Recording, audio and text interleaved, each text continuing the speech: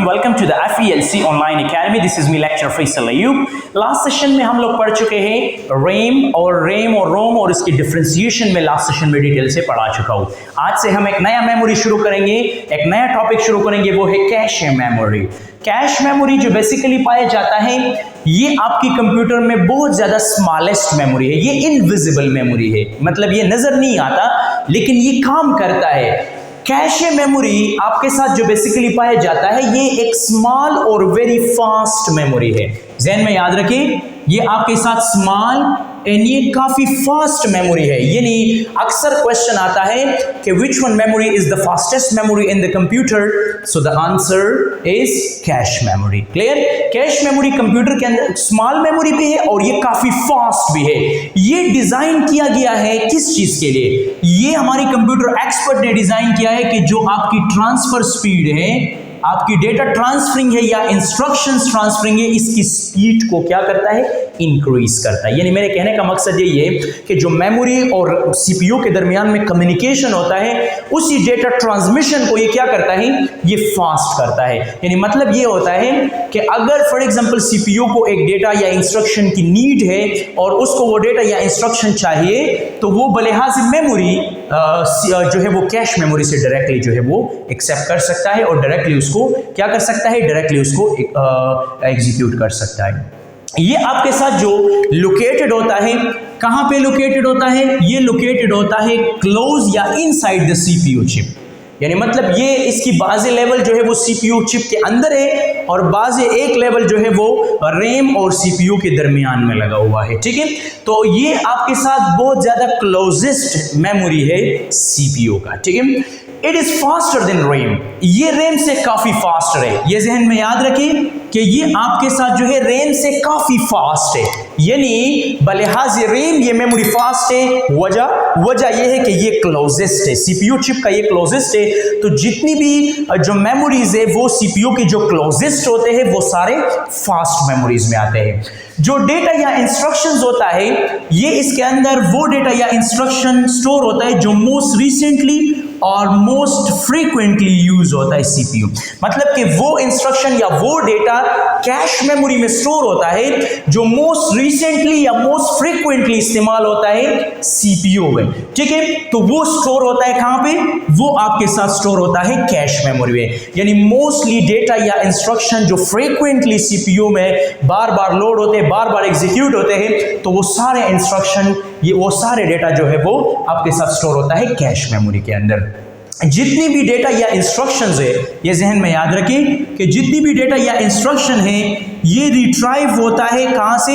ये रिट्राइव होता है रैम से। यानी फर्स्ट टाइम याद रखें, फर्स्ट टाइम जो भी डेटा या इंस्ट्रक्शन सीपीयू में लोड होता है तो वो फर्स्ट टाइम आपके साथ जो है कहां से आता है? वो रैम से आता है। ठीक है, यानी फर्स्ट टाइम ये रैम से आता है सीपीयू में और सीपीयू को प्रोसेस करके एग्जीक्यूट करके प्रॉपर तरतीब से जो है वो क्या करता है? एग्जीक्यूट करता है। लेकिन याद रखें उसी दौरान एक कॉपी आपकी कहां पे स्टोर हो जाता है? आपकी एक कॉपी उस डेटा या इंस्ट्रक्शन का स्टोर हो जाता है कैश मेमोरी के अंदर। यानी मतलब यह है कि जब फर्स्ट टाइम कोई इंस्ट्रक्शन रैम में स्टोर हो जाता है, सीपीयू को कॉल करता है और वो सीपीयू में चला जाता है, सीपीयू को एग्जीक्यूट कर देता है। एग्जीक्यूट करने के बाद उसका एक कॉपी जो है वो रैम में स्टोर हो जाता है और रैम के साथ साथ एक कॉपी जो है वो कैश मेमोरी में जो है वो स्टोर हो जाता है। ठीक है, The next time the CPU needed data or instructions, मतलब फॉर एग्जाम्पल अगर अगेन उसी डेटा या इंस्ट्रक्शन की जरूरत पड़ जाए सीपीयू को नेक्स्ट टाइम उस डेटा या इंस्ट्रक्शन की जरूरत पड़ जाए तो वो क्या करेगा? वो डेटा वो रैम से नहीं लेगा, वो चेक करेगा। कहां पे चेक करेगा? वो चेक करेगा कैश मेमोरी में। यानी मतलब जो डेटा या इंस्ट्रक्शंस उसको दोबारा चाहिए वो पहले वो चेक करेगा कैश मेमोरी में। अगर कैश मेमोरी में है तो वेल एंड गुड, वो डायरेक्टली जो है दोबारा अगेन रीट्राइव हो जाएगा और आपका जो प्रोग्राम या इंस्ट्रक्शन है वो डायरेक्टली एग्जीक्यूट हो जाएगा।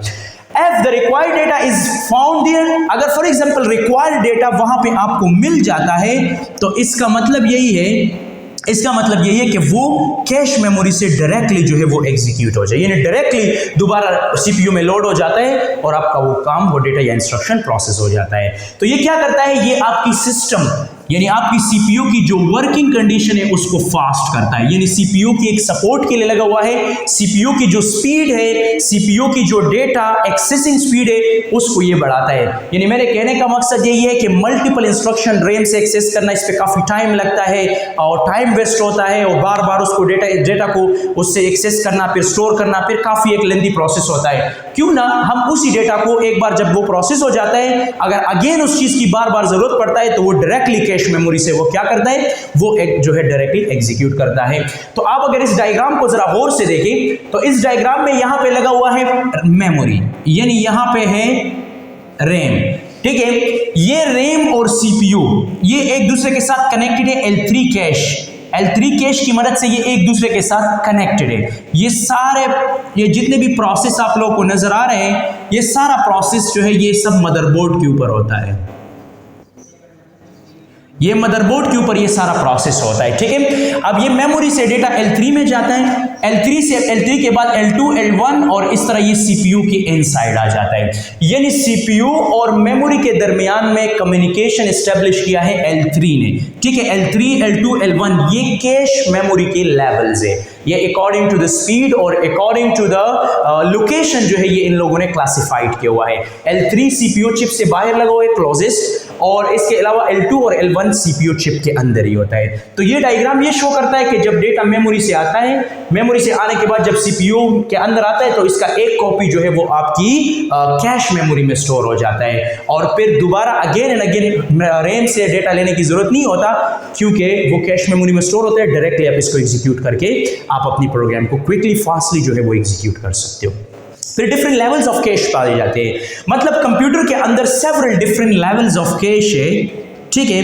यानी कैश मेमोरी पाया जाता है जो इसके अंदर जो नंबर्स रिप्रेजेंटेशन है, ये नंबर क्या रिप्रेजेंट करता है, ये डिस्टेंस को रिप्रेजेंट करता है। यानी एक लेवल की नंबर जो है ये डिस्टेंस को रिप्रेजेंट करता है कि ये मेमोरी सीपीयू की क्लोजेस्ट है या उसकी थोड़ा सा फार है। तो एग्जैक्टली ये नंबर्स, जिस तरह हम लेवल 1, लेवल 2, लेवल 3 ये सब चीजें जो है हम प्रॉपर तरतीब से वो एग्जीक्यूट करते हैं। सो लेवल 1 सबसे क्लोजेस्ट है, यानी ये सीपीयू चिप के अंदर ही होता है, ठीक है। और all levels of cache memory जो है ये रैम से फास्टर है। ये हमेशा याद रखें कि जितने भी लेवल्स ऑफ कैश मेमोरी है ये सारे लेवल्स जो है ये फास्टर है रैम से, यानी रैम की स्पीड से ये काफी फास्ट है और फास्टर है, ठीक है। कैश मेमोरी जो है ये सीपीयू की क्लोजेस्ट होता है, तो इसी वजह से ये फास्ट होता है। यानी जनरली ये कॉस्टली भी होता है, ठीक है, ये इसका कॉस्ट भी ज़्यादा होता है, और इसका जो स्टोरेज है डेटा या इंस्ट्रक्शन का वो काफ़ी कम है। यानी जितनी भी लेवल्स है वो कम डेटा को जो है वो क्या कर सकता है, बहुत ज़्यादा कम डेटा को जो है वो स्टोर करता है और प्रॉपर तरतीब से जो है वो अपनी परफॉर्मेंस जो है वो परफॉर्म करते हैं। तो इसी वजह से ये फास्ट है, क्योंकि एक तो ये क्लोजेस्ट है, दूसरा इसका मेमोरी कम है, तो इसी वजह से ये काफ़ी फास्टेस्ट मेमोरी है हमारे कंप्यूटर के अंदर। इसमें सबसे पहला वाला लेवल है L1। लेवल 1 जो है ये क्या है, लेवल 1 को हम प्राइमरी और इंटरनल कैश भी कह सकते हैं। इसको हम प्राइमरी भी कह सकते हैं और इसको हम इंटरनल कैश भी कह सकते हैं। मेरे कहने का मकसद यही है कि जो L1 पाया जाता है ये बिल्कुल क्लोजेस्ट यानी इनसाइड द सीपीयू चिप होता है, और ये डायरेक्टली ये बिल्ट इन आता है प्रोसेसर चिप के अंदर। ये हमेशा याद रखें कि ये प्रोसेसर चिप के अंदर बिल्ट इन आता है, यानी ये आपके साथ काफी स्मॉल कैपेसिटी का होता है, यानी 8 KB से लेके 128 KB का होता है, और ये प्रोसेसर चिप के अंदर बिल्ट इन आता है, ठीक है।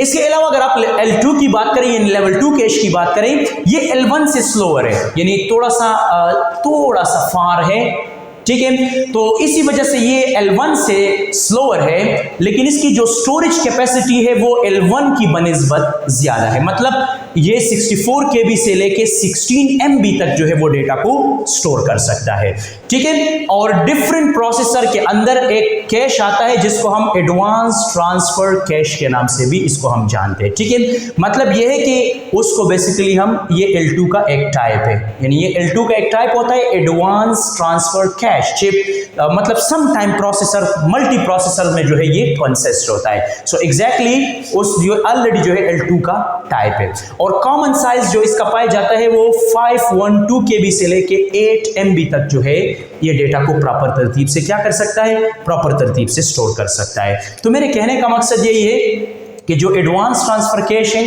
ये 512 KB से लेके 8 MB तक, और जो L2 कैश है वो 64 KB से लेके 16 MB तक डेटा को ट्रांसफर स्टोर कर सकता है। ठीक है, इस तरह इसमें पाया जाता है L3 कैश जो है ये जो है बिल्कुल फार है, यानी ये CPU चिप की आउटसाइड होता है। ये दोनों लेवल्स जो है ये इनसाइड होते हैं, ये L3 जो है ये इससे बाहर होता है। ठीक है, सो एग्जैक्टली ये कैश जो है ये सेपरेट होता है प्रोसेसर चिप से, ये मदरबोर्ड के ऊपर लगा होता है, और ये एग्जिस्ट होता है आपके साथ L2 एडवांस ट्रांसफर कैश के अंदर, यानी एडवांस ट्रांसफर कैश के अंदर ये एग्जिस्ट होता है। ये स्लोअर भी है, ये L1 और L2 से, मतलब इसकी स्पीड भी कम है क्योंकि इसका डिस्टेंस ज़्यादा है और इसकी कैपेसिटी भी ज़्यादा है। ये जो है अप टू 8 MB जो है वो क्या करता है, अप टू 8 MB जो है ये डेटा को स्टोर कर सकता है। यानी L3 कैश जो ये बेसिकली पाया जाता है ये आउटसाइड द CPU चिप होता है, और ये स्लोअर भी है, और इसको हम एडवांस ट्रांसफर कैश भी हम कह सकते हैं। ठीक है, जो L2 का एडवांस है। ठीक है, सो इसको हम L3 कहते हैं, और इसका जो है ये मोर देन 8 MB से जो है वो ज़्यादा डेटा को स्टोर कर सकते हैं। तो आप लोगों ने इसकी सारे लेवल्स देख ली, वो बहुत ज़्यादा कम डेटा को भी स्टोर करता है, और बाकी ये CPU चिप के साथ बहुत ज़्यादा क्लोजेस्ट है, तो इसी वजह से ये फास्ट भी है, और फास्टर के साथ साथ जो है ये कम लो स्टोरेज जो है ये करता है। तो इसी वजह से फास्ट, और आपके साथ जो आपकी कंप्यूटर स्पीड अप है, CPU की स्पीड अप है, वो बहुत ज़्यादा फास्ट हो जाता है। Thanks for watching me.